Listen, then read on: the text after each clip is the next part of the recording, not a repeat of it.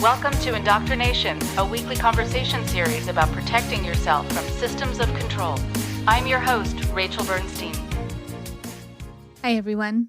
Before I introduce our guest for this week, I wanted to be able to remind you that I have a support group for former cult members, for families and friends of those in cults, and also people who have been in relationships with controllers and who are breaking free and have been in what feels to them like what we call a one-on-one cult, a two-person cult. It meets every other Wednesday night online. You can find out more about it through emailing me at indoctrinationshow@gmail.com or at bernsteinlmft@gmail.com.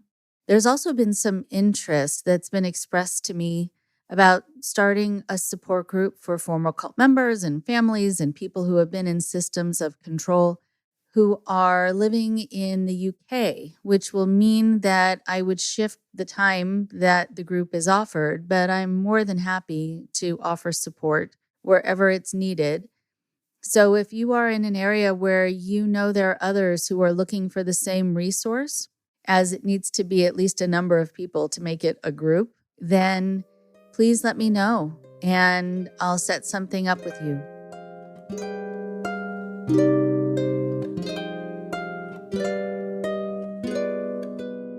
For today, we have Claire Headley, who is a former high-ranking member of the Sea Organization, the fraternal religious order comprised of Scientology's most dedicated members.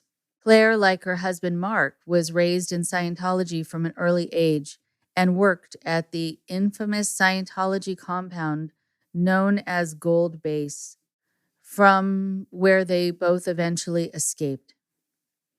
In the aftermath of their escape, Marc and Claire fought Scientology in state and federal court in California for 3.5 years over unfair labor practices, forced abortion, and human trafficking. Their incredible story and harrowing escape were depicted in Marc's book, Blown for Good, Behind the Iron Curtain of Scientology. It's a great book. It makes your heart race. And he gets that kind of intensity down in the book, just about what it's like day to day on that base and also during the escape. Claire has now been happily married to Marc for the past 28 years and is the mother of their 3 boys and a business owner loving life in Colorado. I was so happy to be able to have a conversation with Claire, and we were able to set up a second conversation, which will actually be able to be released next week. So you'll get to hear from Claire 2 weeks in a row. Here she is now.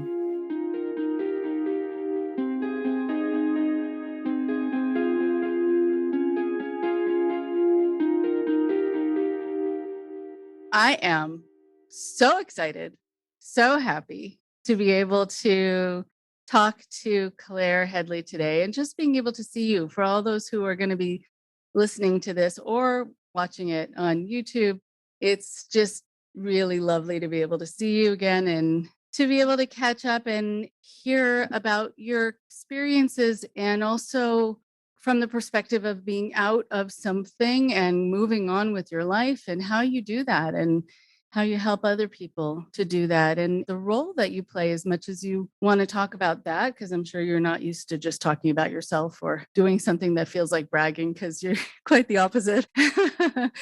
Thanks for understanding that about me. So there are a lot of unsung heroes along the way with people who have come out of things, who have asked for help, and they've been able to kind of lean on your very capable and strong shoulders. So Claire, do you want to say a little bit about yourself, and then we'll go and start talking about your story? Sure. Yes, absolutely. And thank you very much. Always a pleasure to talk to you. Speaking of unsung heroes, I consider you one of my unsung heroes, since you helped me incredibly, honestly, when I was in an extremely vulnerable position during our lawsuit. But we'll get to that. So, yeah, I was born in England into Scientology. My mother joined the Sea Organization So signed a billion-year contract as a single mother when I was 4 years old. From age 4 to age 10, I was a cadet in the Sea organization. So basically, I was in full-time care of other Sea Org members, being groomed myself to be a Sea Org member. When I was 10, my mother left the Sea organization but remained in Scientology. And then from 10 to 16, we ended up moving to the US. I did more Scientology training than I ever did actual school. My parents never put me back in school when we moved to the US when I was 13. And then eventually I wound up back in the Sea organization at age 16. I was then, by September 1991, promoted to their headquarters, where I worked from 1991 until I made my escape in January 2005. And so since January 2005, my husband and I have worked very hard to build our lives. And obviously, we now have 3 boys, 2 of whom I can't even believe are now teenagers, one learning to drive. It's just crazy. I worked in Religious Technology Center for 8 years, which was David Miscavige's organization.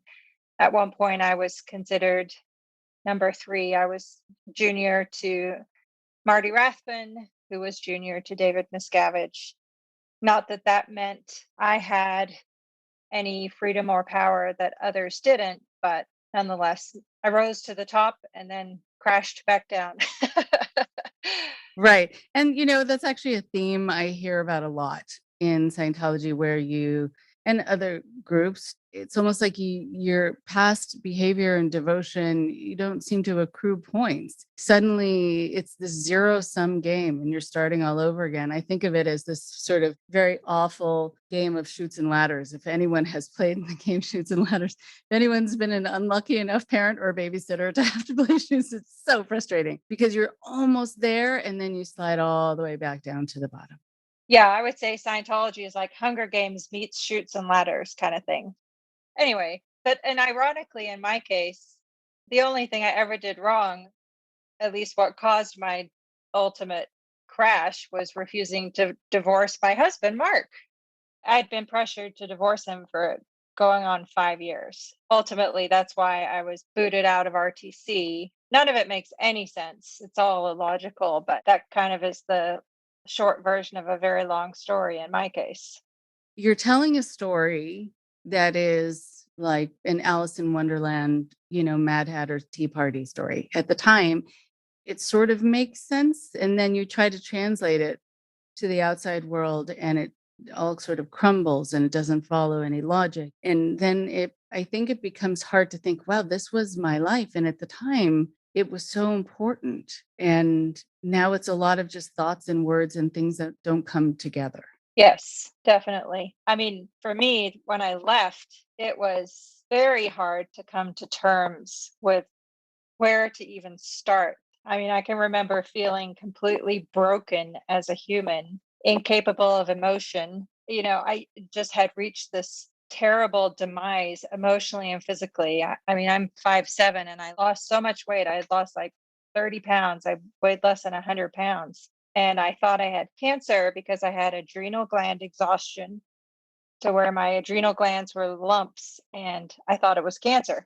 And honestly, funnily enough, at the time, I really thought that, like, if I were walking down the street to any person in the outside world, I felt, not logically, but I just felt that the most obvious thing about me was that I was a declared suppressive person. Of course, I quickly came to learn that Scientology's labels of me meant nothing except the power I granted them. And so, just realizing that my life is what I make of it was extremely empowering for me.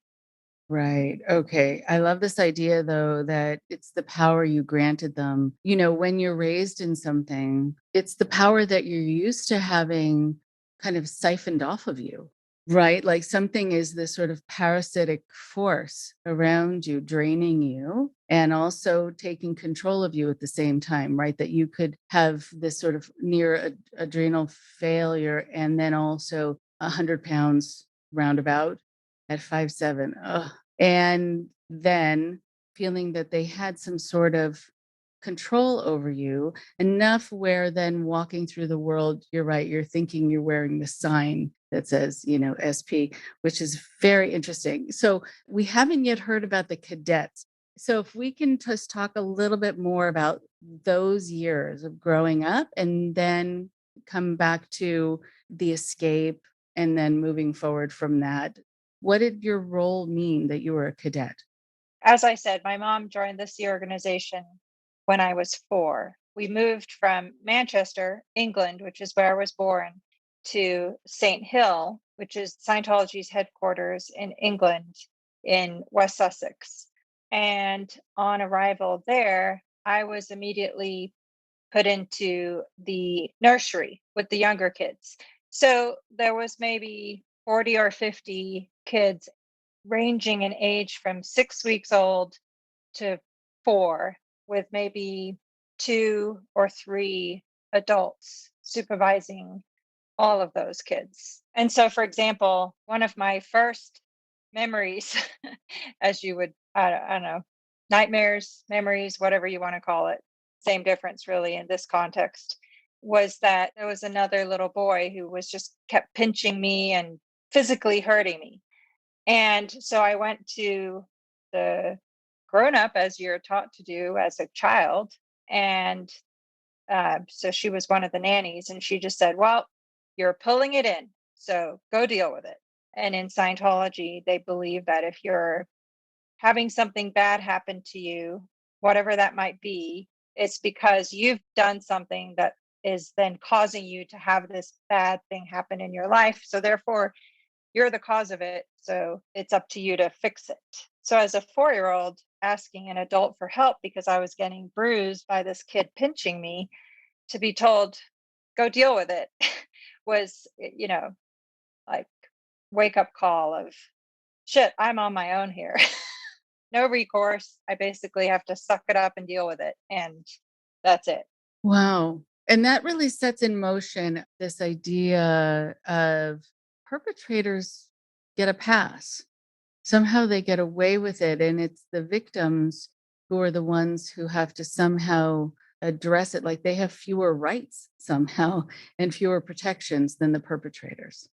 That's absolutely true. Definitely. And I've seen that through my history in Scientology many, many times, and much more serious circumstances too than just another kid pinching me. But, sexual abuse, neglect, all of those things.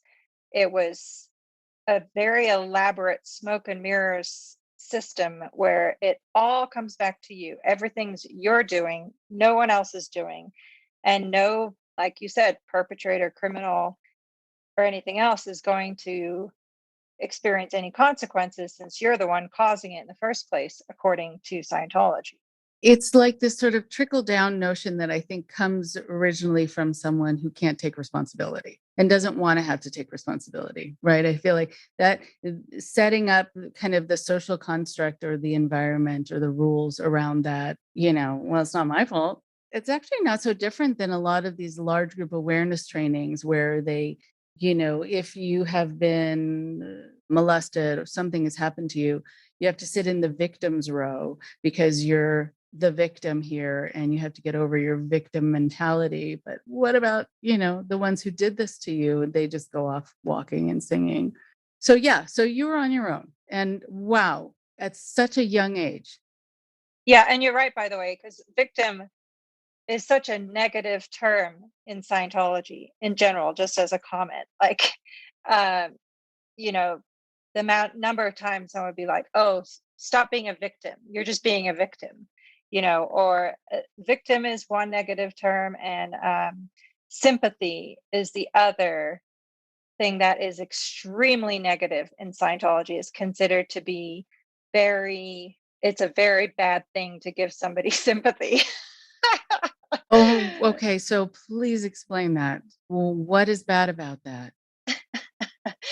So basically, I'm sure you've heard of the tone scale. Yes. I know where I am on the tone scale. I've been told. I'm pretty low down. Well, so the tone scale is Hubbard's concoction of human emotions. And basically, if you're high on the tone scale, then you are a positive person, you have positive influences, you're doing good things. And usually that's as a result of having advanced in Scientology that you raise up the tone scale.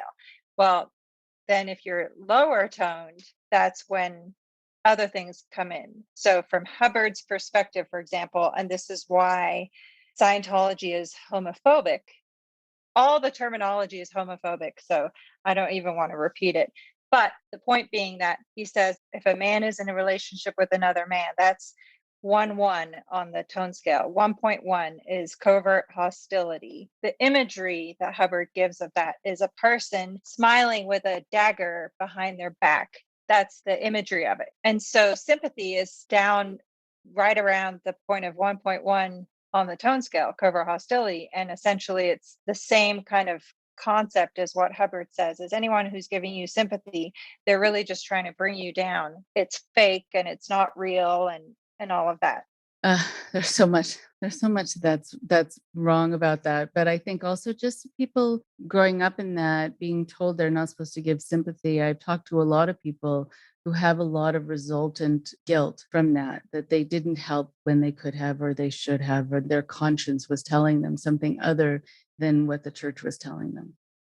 Yes. And in my opinion, the result of Scientology's approach ends up being that it damages your ability to empathize with other people. So I was in the cadet org and quickly learned that I was on my own. I was going to have to fend for myself and just make the best of a terrible situation. And my mom was nowhere around. I mean, initially, I would get to see her for an hour a day over dinner time. She would come to visit me for 1 hour each day when I was 4. And then on the weekend, she would get to spend 2 hours with me. Then a couple of years into this experience, the family time was canceled. So then the only time I saw her was if I saw her briefly in the morning when I was getting up to go to school, and on the weekend 2 or 3 hours. And that was it. And then at age 5, I graduated from the nursery, and so I was then made a cadet. And essentially that was like Lord of the Flies in every respect. The kids were given jobs, they were assigned to run each other. We were in teams of 5 or 6, and we were run on statistics and checklists. So we had a checklist of all the things we were supposed to do in a given day, like brush your teeth, make your bed. We'd do cleaning and manual labor in the birthing, which was where all the adults lived. The kids would do mop all the floors, polish the floors, help in the kitchen. And we're not just talking like kitchen as in your kitchen or my kitchen. It's a kitchen that is big enough to serve 200 people meals, or maybe 100 people meals. It's one memory that sticks out is, so I slept in a dorm with all the other girls. There was a girls' dorm and a boys' dorm. And we didn't have sleepovers or play dates or any of that kind of stuff. So sometimes if you were friends with someone, they would be like, oh, come sleep in my bed. Let's have a sleepover. So one day I was sleeping in my friend's bed, and we were just like toe to toe kind of thing. And she happened to be on the upper bunk. And I fell out in the middle of the night, landed on some wooden planks, broke my collarbone and cut open my head. And there was a security guard. He was night watch to make sure people didn't escape during the night. Well, he, I guess, heard me crying, or I don't remember that part. But either way, he carried me up to my mom's room. And the next morning, I adamantly insisted that I go to school anyway. That might sound crazy, but I went to public school because my mom, as a Sea Org member, could not afford to send me to Scientology school, ironically. So I went to public school, and that was the only normal thing about my life. And I loved going to school.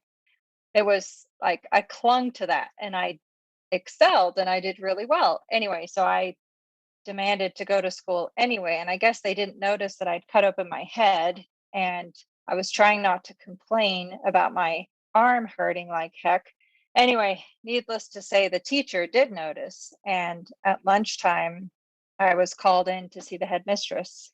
And it only occurred to me about 25 years later when I was reflecting on that conversation with the headmistress that she thought I'd been abused, which technically I had. Nobody had shoved me downstairs or anything like that, but I was sleeping in a room where there was just wooden planks laying on the floor and I fell on them. Anyway, even at that age, I think I was 7, I just had been rigorously trained. You never say anything bad about Scientology to anybody under any circumstances ever. So I didn't. And I just said, oh, I fell out of bed. No details. She didn't know I lived in a dorm with 30 other girls. And then I mean, I'm sure she had an idea because the cadets at the public school had a very bad reputation for being unkempt, stinky, dirty. That was the reputation. I was one kid. My mom was single. So in my case, I probably had a little more parental attention than some of the other kids who had multiple siblings. So I personally didn't have that reputation, but I was still lumped in with everybody else. And the cadets tended to be known to have terrible manners and falling asleep in class, whatever, all kinds of things. Again, looking back on it, I wish child services would have been involved in some way, but they weren't. You know, it was the 80s in England, and I don't think there just wasn't any oversight of what Scientology was doing. Another time, my friend and I were just playing at St. Hill at the headquarters, and this 40-year-old man was trying to get us to go to his office. I just was like, no, I don't want to go. Well, my friend went with him by herself, and he molested her. And the next day, when this came out, my mom's question to me was, well, why didn't you go? Did you know something was going to happen? Like it was my fault. And, like, no, I didn't. I just don't like creepy men. Sorry. I go to school where they teach me stranger danger. Anyway, it was just so bizarre. And of course, nothing like that ever gets reported to the authorities. Scientology deals with it internally, which means that they don't, and that perpetrators are allowed to continue getting away with crimes against children. And it was a very, very bad situation. Wow. From that point on, and, just also going to public school, being in pain, having secrets, just having so much that you couldn't say. I'm sure that's very wearing. Yes. At that point, going to public school, I was well aware that my life was not the same as my friends, for example. That's all I ever wanted, really, at that age. I was just like, I just want to live in a normal house and have a normal family and be able to see my mom. And, it felt like those years from age 4 to 10, my biggest struggle was just wanting to spend time with my mother. That's it. Every week, when I would get to spend those 2 or 3 hours with her, she would have to go back to work and I would be crying and crying and crying for hours and hours on end. Since it was the weekend, sometimes I would say, well, I want to go with her to work. So I'd have to do this whole written proposal saying, I would like approval to do something other than the approved schedule. And I want to go spend time with my mom. And I would have to say why I wanted to do this, who was going to cover my duties while I was gone, all this other crazy stuff. And 9 times out of 10, that would get disapproved anyway. It was just a nonstop struggle. I mean, I don't know if you know this part, but what was your mom being told about why this was the ideal way to raise kids, that you don't actually see them? Yeah. Well, so kids were and are considered a distraction in Scientology. Like, so, it's ironic to me that in the Harry Potter books, Voldemort, all of that, it's like, oh, it's for the greatest good or it's for the greater good. Well, Scientology uses that exact same line. Well, it's for the greater good. It's better for my mom to be saving the planet than it is for her to raise her daughter. I was a roadblock preventing her from saving humanity. So, I needed to shut up and get out of her way, basically. which says so much about self-concept as you're growing up and how you develop self-esteem around this. I mean, it feels like an impossible task and only something you can develop, I think, maybe once you leave. There's so many snares and pitfalls and things that you can fall into, having been raised in it. For me, the mechanism by which, if something bad happens, I go, oh, why is this happening to me? What did I do?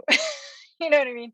It's taken me a long time to just kind of push that to arm's length and go, that's not what's going on here. You don't always have complete control over life. Life is not always black or white. Yes, there's many things in life that are, what's right for you, what's moral, what's not, or all you can do at the end of the day, in terms of what I've come to believe, is you have to make the decisions that you yourself can live with. Can you look yourself in the mirror at the end of the night and go, I can live with the choices I've made? Maybe that sounds selfish, but I don't consider it selfish. Like, I will help as many people as I possibly can, but also I have to do what's right for my kids. I have to make some hard choices sometimes. And in Scientology, they kind of try to program those so that you just always make the choice it's not what's best for you, it's what's best for Scientology. That's what they program you to do. And for me, that was my programming from age 4 to age 30. So, I was 30 years old when I left Scientology. So I've now been out of Scientology for 16 years. So just over half my life. That's why I think it's realistic to consider it a work in progress. Yeah. Oh, very much so. Very much so. And I think also, I've talked to a number of parents who raise their kids in this and who they feel that they did wrong by their kids. They feel they were wronged by being convinced that really abandoning them was for the greater good, because what did Scientology ever do to really improve the world? But really, in real time, what they were doing was abandoning their children psychologically and physically. And there are a lot of people I talk to who are trying to make up for lost time and trying to make amends for that, even though they didn't put themselves in that situation knowingly that's what was going to be happening. I agree. And I agree that's extremely difficult. I will say that for the longest time, I was justifying why my mom made the choices she made. And it was like, well, I don't really have perspective on that. When I became a mother, that dramatically changed, because as my children have grown up, it's kind of struck me like, wow, that's how old I was when X, Y, and Z happened. And it's been an awakening, including, latent anger and latent emotions and frustration with my mom that I never that I didn't have perspective on as a child, but I do now as a mother. And I would only say to those parents that are feeling that guilt, I can't imagine that the burden of that. On the other hand, kudos to them for trying to come to terms with that, because my mother hasn't. You know what I mean? She's on Scientology's hate sites doing hate videos about me, as is my stepdad. And that's a whole other level of hurt. But on the other hand, I also go, that's why Scientology is dangerous and evil. Why should I take that personally? Right. Okay. Oh, I did not know that. We'll come back to that fact that your mom and stepdad are participating in hate videos against you. Wow. Okay. Keeping with the chronology then, so then at some point along the way, you moved to a different location, or you met Marc, or like sort of what was happening in your young adult life? So backing up a little bit, when I was 8 is when my mom married my stepdad. And we were still in England at that time. He was not in the Sea organization, which is extremely unusual because she was. And so she had to get special approval to marry him. And ultimately, that ended up resulting in her leaving the Sea organization. That's why, because she'd married somebody who was not a member. And he actually legally adopted me in England. So by my birth certificate, he is my father. And even that was strange because I didn't know until more recently that my real father, he was in Scientology when I was born. He and my mom both were in Scientology together. And when I was 2, he started drifting away and didn't want anything more to do with Scientology. I was never told the reason for them splitting up was Scientology. I was told that it was because he was cheating on her. He probably was. I don't even judge that, but I'm positive that the original source of the problem was Scientology, not what came afterwards. And they were divorced. My mom joined this organization. Cut to now I'm 8, and she remarries to this guy who's an American. And he adamantly insisted that he wanted to adopt me. And the reason he wanted to adopt me is so that my real father would never have access to me. Now, why he thought that my dad would ever want access to me anyway, I don't I don't know. I never had a relationship with him. It's one of those kind of like, okay. Either way, he adopts me. My mom then left this organization when I was 10 or 11.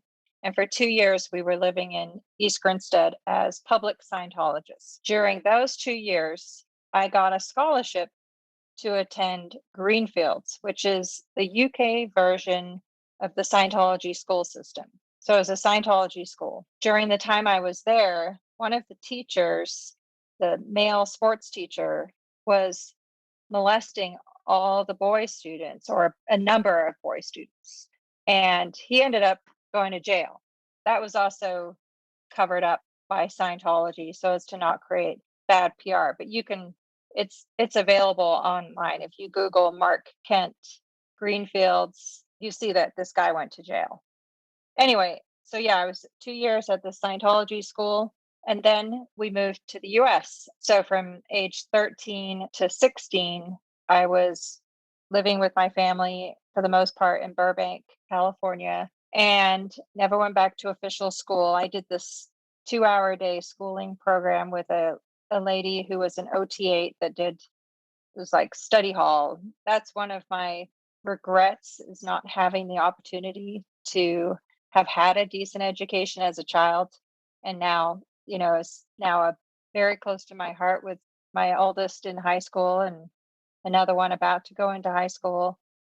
Ironically, my mom always said, I really want you to get a proper education. She just didn't insist on it. I was getting hounded by recruiters from age 13 to when I was 16. And by the way, backing up a little bit too, I was required to start signing a billing year contract starting when I was roughly 7, saying that I was going to commit to a billion years and that I was going to be a CIRC member. And then when we moved to the US, there would be recruiters showing up at our house. They would stay until midnight or later, trying to get me to start right away.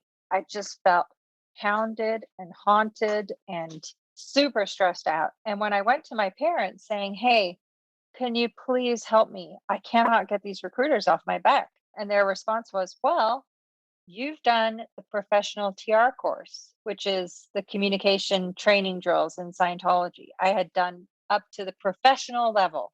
So they said, you've done the professional TR's course. So therefore, you should be able to handle any communication situation, no matter how tough, because that's one of the end products of the stated end products of that course. You're not allowed to graduate until you say, yes, I can handle any communication situation, no matter how tough. So that's what they parrot back to me. And at that point, I felt that as much as I had wanted to have a life, like I had goals as a child, I wanted to excel in school and go to Oxford and be a teacher. And I love teaching. I used to remember things that my teacher did with us in public school and be like, when I'm a teacher, I'm going to do this with my students. It's so awesome. Or when I was sick, I would have to just stay by myself in the Sea birthing, no supervision. I'd have to just be there by myself with my fever or my tonsillitis or my whatever, because my mom would be at work. And I would have like pretend roll call with all my little students and, oh, we're going to do class. And then when I was 9, my mom said, well, if you want to be a teacher, you're going to have to study psychology. And it was like basically her way of putting the kibosh on my whole plan, because of course we all know Scientologists are more than directly opposed to psychology and psychiatry. I don't even know the right word that would express the level of opposition from a Scientologist. They would say psychologists and psychiatrists are implanters on the whole track. Right. Okay, Not that fine. that means anything to anyone in English, but Right. In English. it's like, Right. it's like you may as well say they're Satan's soldiers, I don't know. I don't know what to say. Right. It's just It's not, extreme. yeah, it is extreme. And that's why I am where I am on the tone scale. And it's also not true that you have to study psychology to become a teacher, because I am also a teacher. I was a teacher before I became a therapist. So that was just some sort of manufactured way to keep you off track. I want to point out this interaction that here you had the wolves at your door. You're a kid, and it's just you, and you have all of these people pushing, and they're relentless, and you go to your parents to help you. They tell you you should be equipped to handle that situation and that kind of communication. I hear in that they were not equipped to handle that communication, that you were bringing a problem to them. They did not have a solution. They put it back on you. And so I don't know, like the irony is just palpable. I really, if I'm so good at this, then maybe you should also be good at this. And so how come you don't have a solution for me except to just blame me? Yeah, no, absolutely. There was that.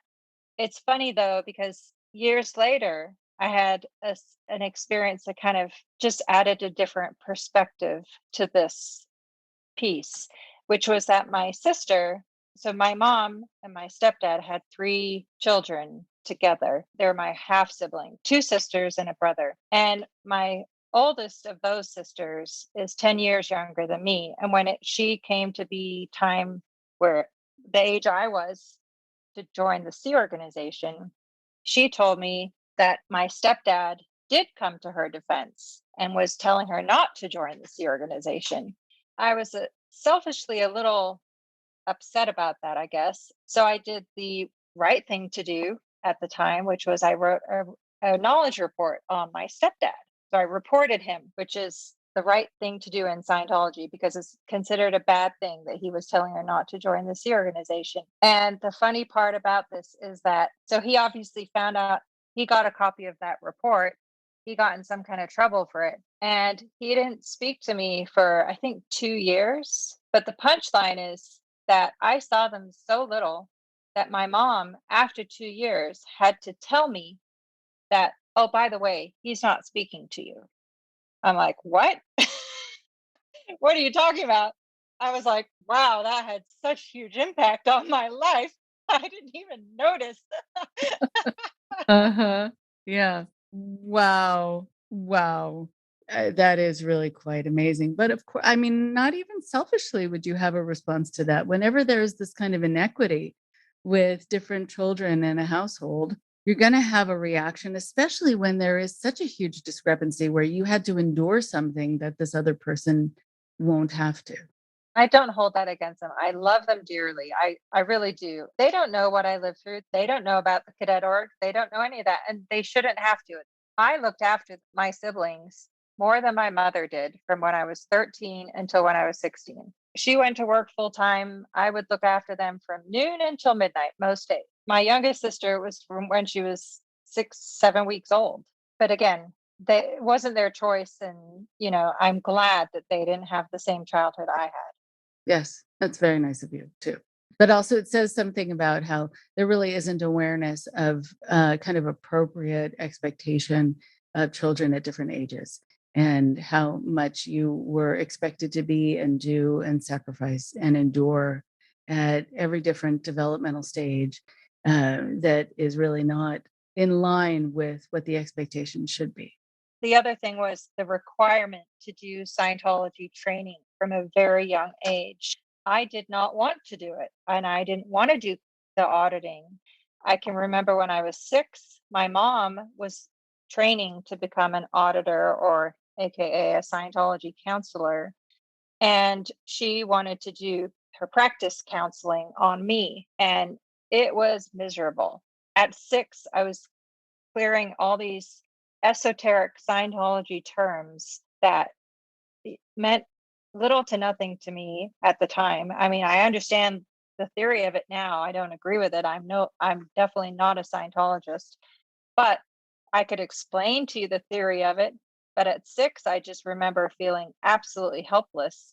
Cut to a few years later, I was the first time I did the basic communication course, and I was doing the TRs. And there's so many things about that that is wrong for a child to be doing that. Like, for example, one was bull bait. You're just supposed to sit there with another person in front of you.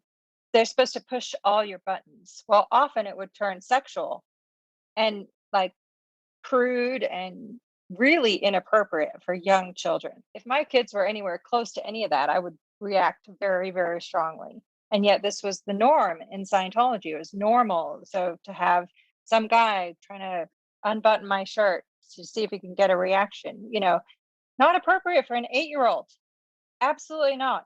It conditions you as a child to just accept anything that Scientology throws at you as normal and as okay, and to never question anything. And at one point during that whole process, I was just crying. And the person who was working with me, who was my coach, said, "You're crying." I'm like, "No, my eyes, I just have something in my eye." He was like, "Oh, well, that's a reaction. So we need to keep going." I was like, "God damn it. I just want to get out of here." But even then, I just couldn't say, "I hate this. I don't want to be here," because I knew if I said that, it would just result in the exact opposite. Right. I think also what you're portraying is this desensitization. And then I think you almost have to develop your gauge for what you are willing to tolerate, what you should have to tolerate, what is right, what is wrong in terms of how people treat you. If you're not going to have a reaction, or if it's disabled, your reaction is disabled, then you don't have that gauge that lets you know that something is really wrong. And then it limits your protections. Yes, definitely. So moving on with your chronology. So we'd moved to the US. I was being hounded by recruiters. And meanwhile, I was doing auditor training myself. So starting at 14, I had started doing the different levels of training to become a Scientology counselor. That included learning how to security check, which is the Scientology term for interrogate someone using an e-meter. And again, this was, at age 14, like learning about what Scientology calls the murder routine. Like if you're having some kind of negative reaction, like, "Oh, I don't want to answer that," then you're supposed to do the murder routine. Well, did you kill somebody? Did you have sex with somebody? Did you, all these deep and personal questions to find out somebody's deepest, darkest secrets is what I was trained to do at 14. And I was doing that training at Celebrity Center in LA. Anyway, so by the time I was 16 and a half, I finally broke down and did join the Sea organization. I was told I was going to be sent to Clearwater, Florida, and do training up to their highest levels, and all these promises that sounded like, okay, well, maybe that's more appealing than my current situation where I'm babysitting 3 kids from noon to midnight and making $20 a week and no education and no hope of any education, no plans. As I've reflected on it, it was like the path of least resistance. Being born into Scientology, joining the Sea Org is the path of least resistance. It's kind of what is the expected norm. And some kids were rebels and didn't do that. And they were always in trouble. And, I don't know, I consider that people deal with situations in life in different ways. And I just was never a rebel. Like I said, my whole life had been a struggle vying for my mother's attention and just wanting her to love on me. And being a rebel would have pushed her away. And I wanted nothing to do with that. Not that I wouldn't have loved to rebel. The inner me would have loved to go to town. Right. Yeah, I'm sure. I'm sure. Mm-hmm. Right. And you'd have reason to, but the risk was too great. Exactly. It really was. It was. And it's not like I had any other family to fall back on. That's the other thing. Growing up in Scientology, you're systematically estranged from any family or other connections who are not in Scientology. So it's a very insular and isolated upbringing and life, and I think that that's intentional on many levels. So you not only don't have the resources, but you don't have the perspectives or life experiences to help you understand what you're living through. Right. Very true. So then you're in the Sea Org, and then things changed in your life. Yeah, and so I joined in July 1991. Almost immediately, the plans changed. Now, I was not going to be sent to Clearwater, Florida. I was not going to do all that training. I was going to be sent to the headquarters. Well, to go to the headquarters, I had to have parental consent from my mom, and she had to sign over guardianship of me to somebody at the property. So at 16, she signed over guardianship of me to someone that she and I had never met. Oh, wow.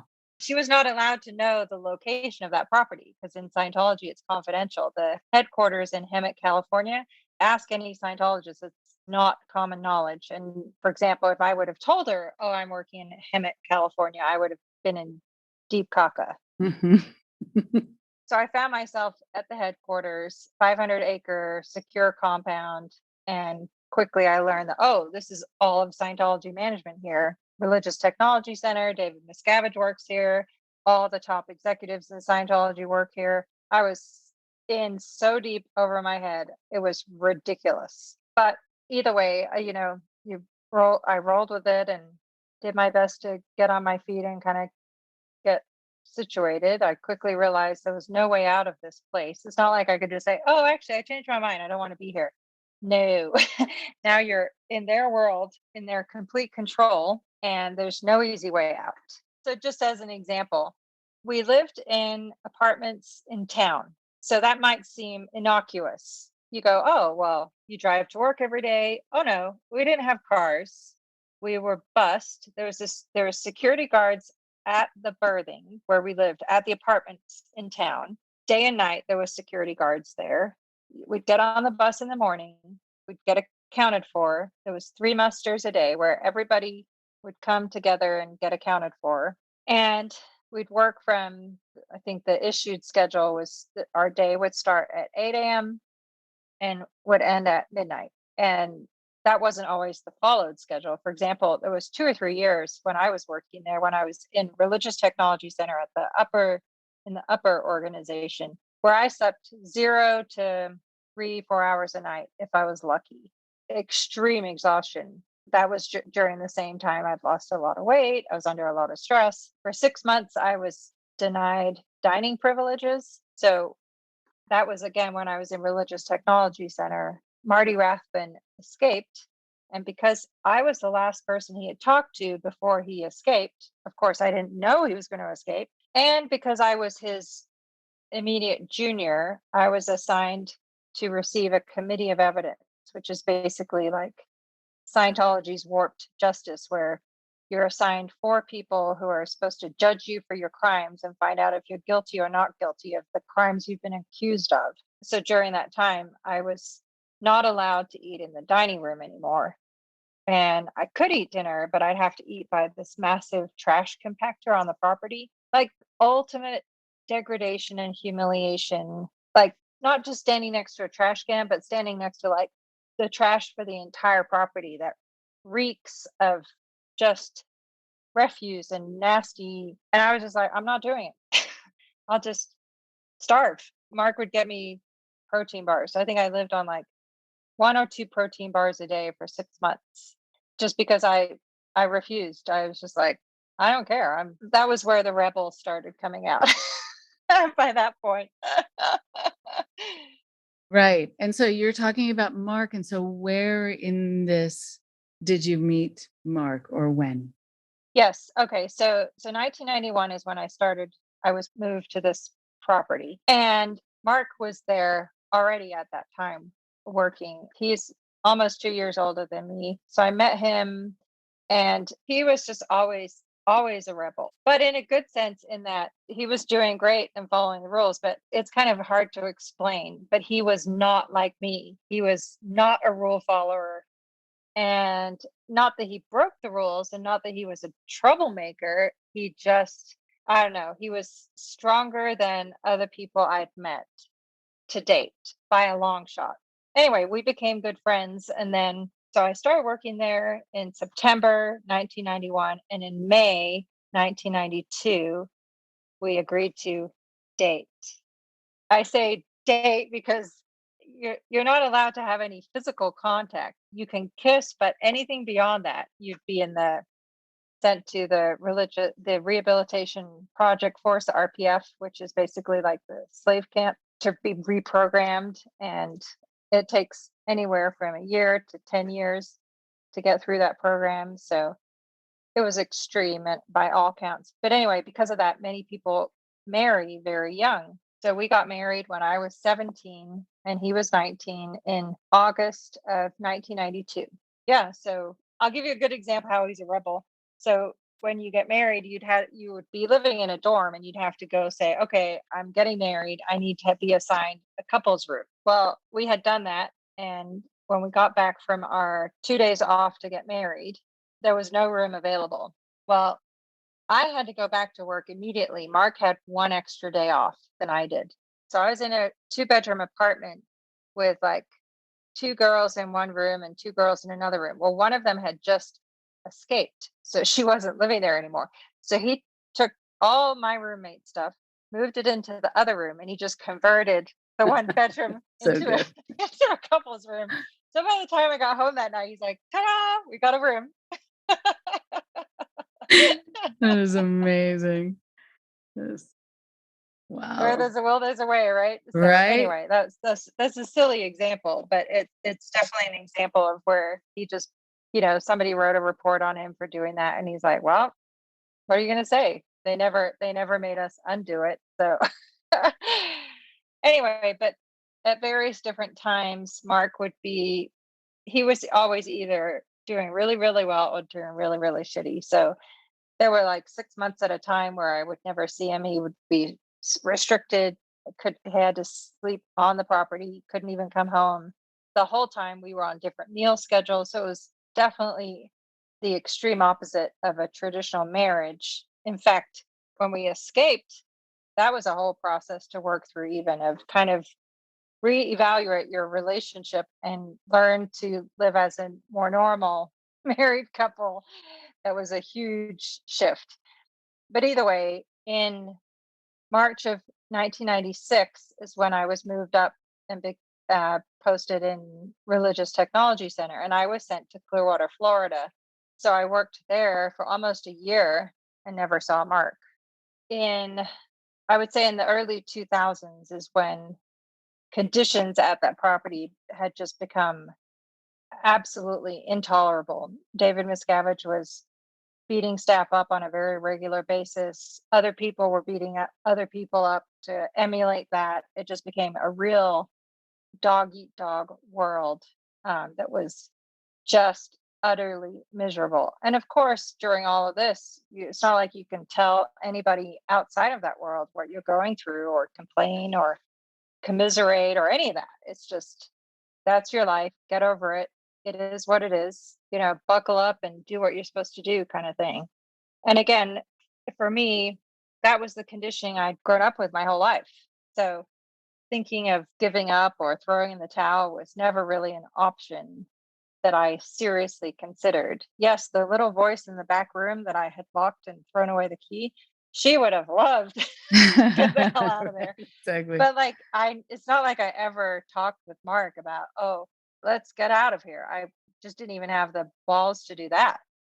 Right. It's way too dangerous, especially, with how you were treated up until then for the tiniest of infractions or even none at all. And I know that we have 15 minutes left, but I wanted just to let people know to buy the book Blown for Good ASAP. The full title is Blown for Good: Behind the Iron Curtain of Scientology. And it is such a good book. I also know that there were stories that you had along the way that probably weren't even able to make it into the book. So there's a lot more to the a lot more, but it's a wonderful read.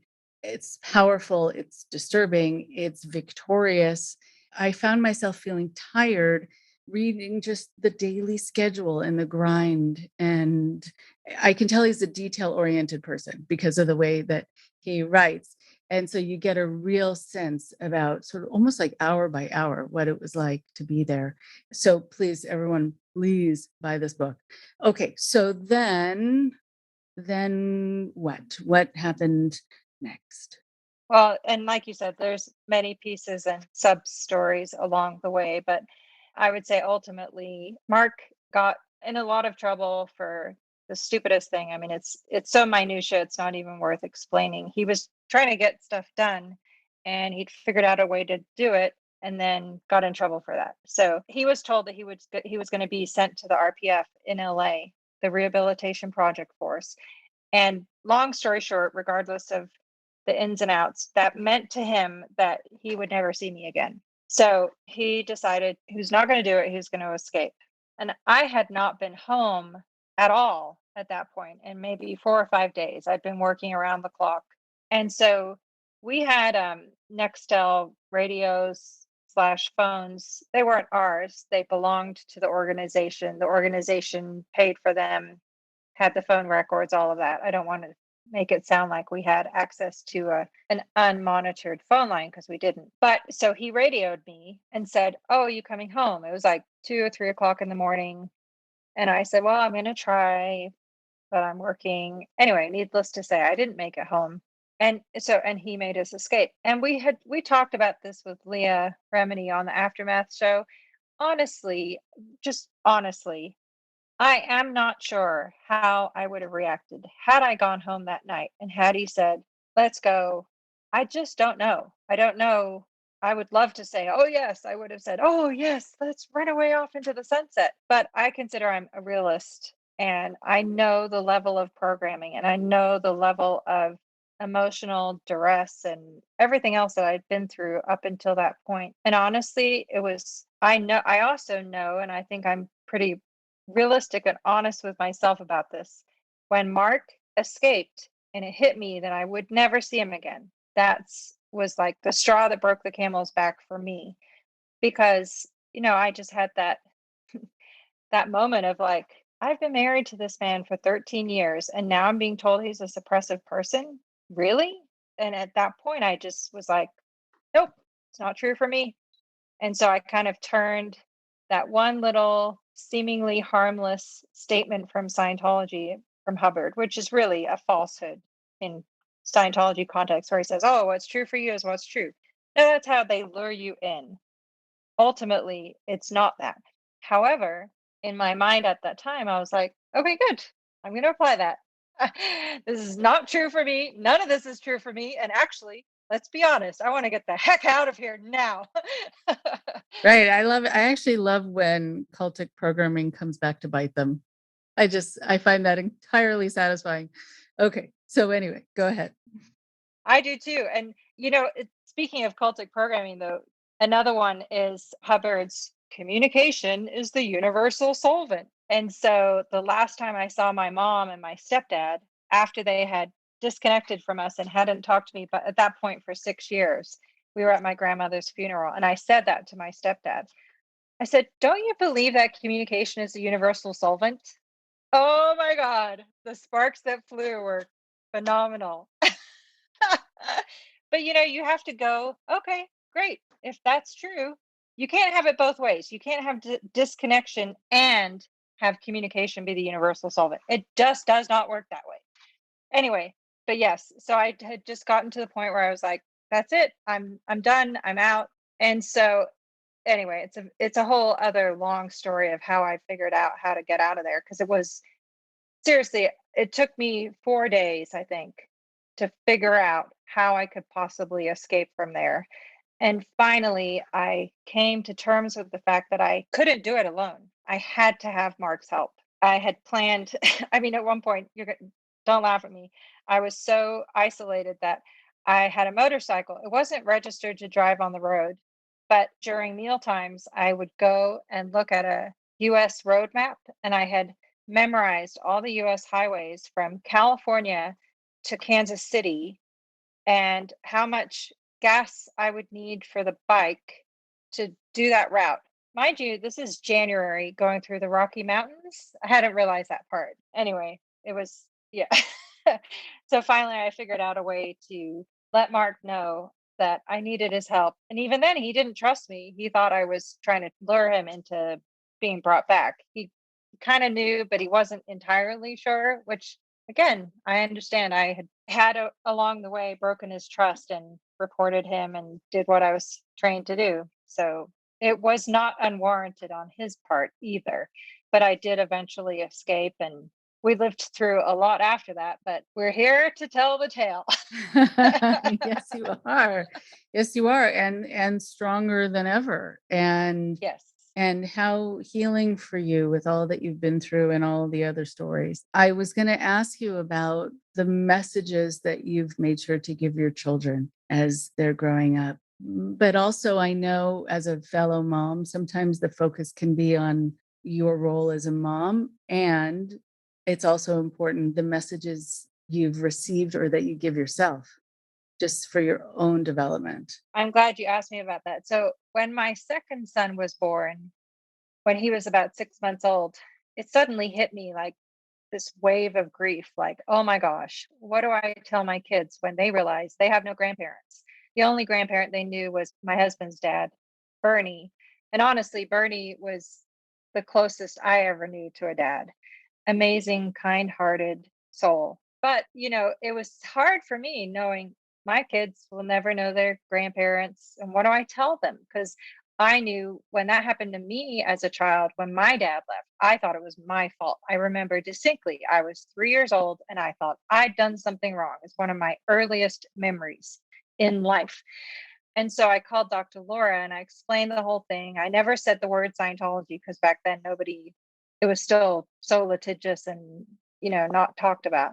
But she said, I know exactly what you're talking about. And what you should do is only ever tell your kids the truth. And at least that way you'll know that they will never go down that path. As simple as that sounds, it really helped me. Just that simple advice. And, like my oldest one day was when he was 7, he said, Mom, when did your mom die? I'm like, son, she didn't die. She's alive. But sometimes people make bad choices in life, and she's part of an organization that has complete control over her, and she will not talk to me. And both Mark and I we're united on that. We never say anything bad. It's just, it is what it is. And whether we're upset internally, sometimes angry, sometimes distraught, doesn't matter. We just are honest with our children about, where our family are. And conversely, we've also said, we have our family of choice and we think they're pretty damn good. And we love our family of choice. And the most important thing is surround yourself by people who love and support you unconditionally. Because it is my firm belief, Scientology, no, there's nothing in Scientology that supports or allows unconditional love in the true sense of the word. Right, exactly. I mean, you think about all the disconnection and then unless you follow by the rules or do what you're told to do, then, yes, right. There's always this qualifier, right? Yes, Mhm. it's fully, entirely conditional on you playing by their rules and doing what they want you to do and all of that. And I don't, there's nothing about that. I want my kids to always think for themselves. And, I always am like, if I make a mistake, I tell them, yeah, I messed up. I should not have done that. And, you told me something one time too, I remember actually, that really helped me, which was that when we were going through our lawsuit, and I was just one day crying, taking my kids to preschool. And I commented to you at the time, it really was stressing me out to have my kids see me upset. And you were like, well, why? I'm like, well, because I don't want them to see I'm upset. And I remember our conversation about it. And obviously paraphrased. You may not remember it the same way, but my takeaway from it was, people have good days and they have bad days, and it's good for children to learn. People do get upset, but it's okay. People do get angry, but it's okay. The funniest thing was, I've talked to my kids pretty openly and tried to be as age appropriately honest. I've never lied to them. I've told them things that they can assimilate at the age that they are. They would agree with me even now. If I said, "Oh, remember when I told you X, Y, and Z?" They'd be like, "Yeah."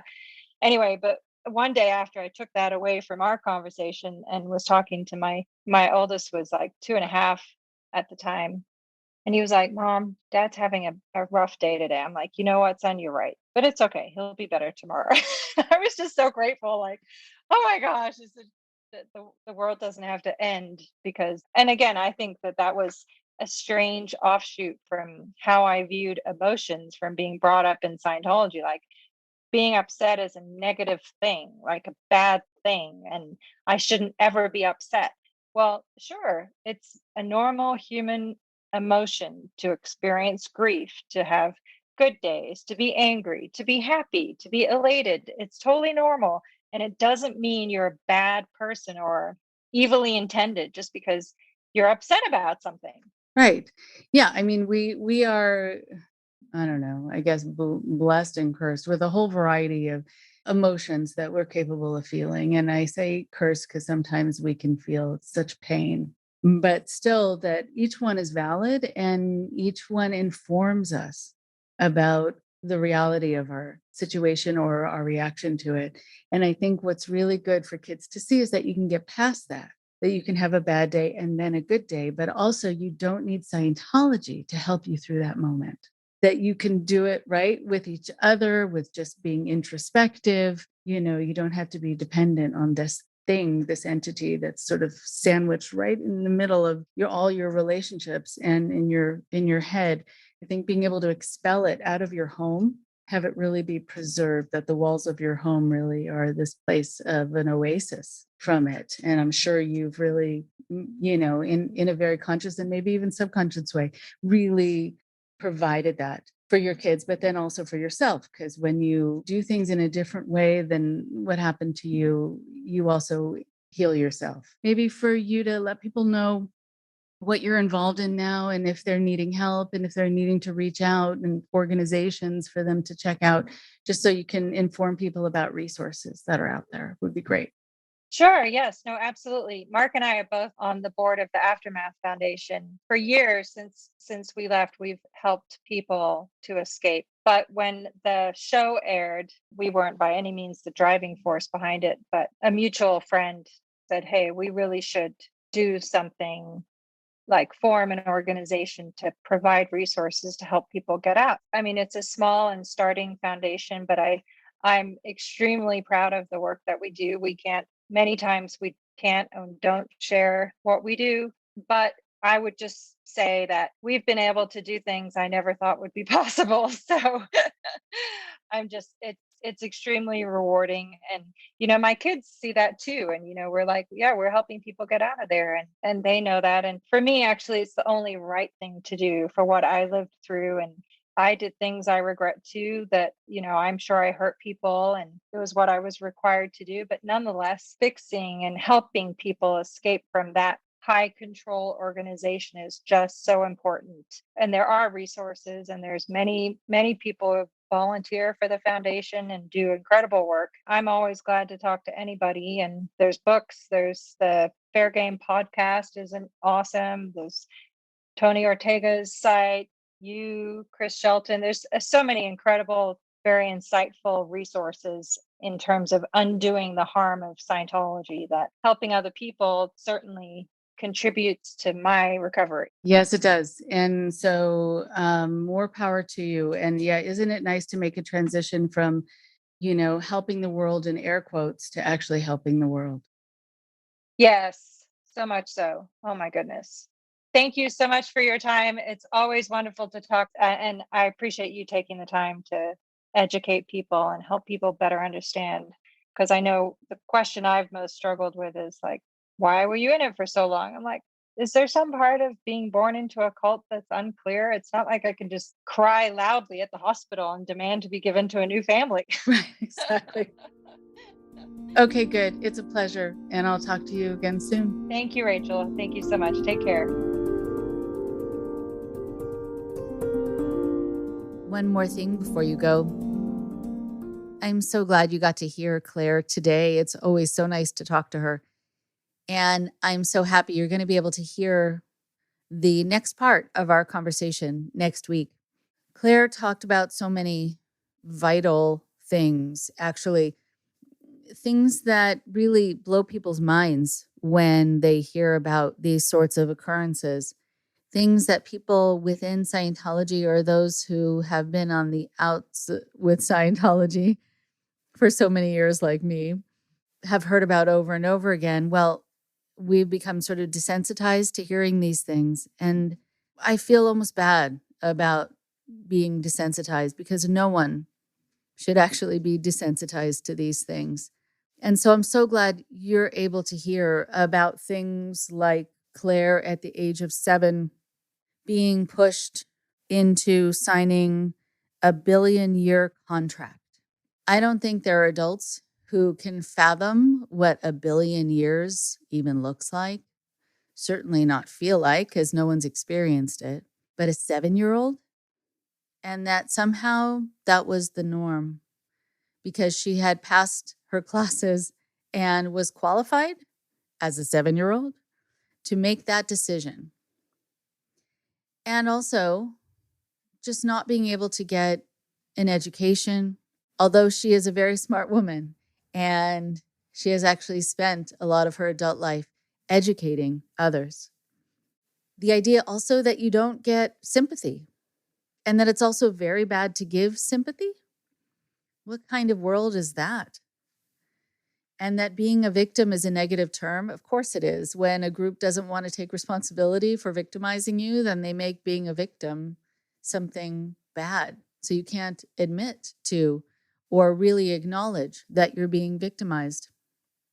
Some of the things that also are so alarming is hearing how little time she got to spend with her mother and how she didn't really get to do the things that someone her age should be able to do. I also think something so interesting about this whole culture is that Scientology, among other groups, makes the followers, the ones who are really devoted, into their own henchmen or henchwomen. They push them to go after people who are leaving the group, who might be speaking about their experiences, who might be counseling others who are thinking about leaving or who have left, like me, to go after them, to try to ruin them, to use their fair game policy, to go and walk kind of patrol in front of people's homes just to intimidate them, to harass them, to break into their internet. I mean, it is quite awful when you think about it. And when you think about that being the culture of a place that calls itself a church and actually gets tax-exempt status for being a church. Something that also happens at these times is that people then are afraid to go public with their stories, and then education of the public doesn't take place because people are too worried about letting people know what happened to them because they know there's going to be fallout. They know that there's going to be punishment and retribution. And sometimes people just don't want that to happen. But Claire is an interesting person. And I know we have commiserated in the past about why it is that we do what we do and speak out when we can, knowing that we're going to be harassed. And sometimes it's because you feel wrong not doing it. You feel wrong holding on to information that you know other people need to have in order to make safer decisions, in order to make fully educated decisions.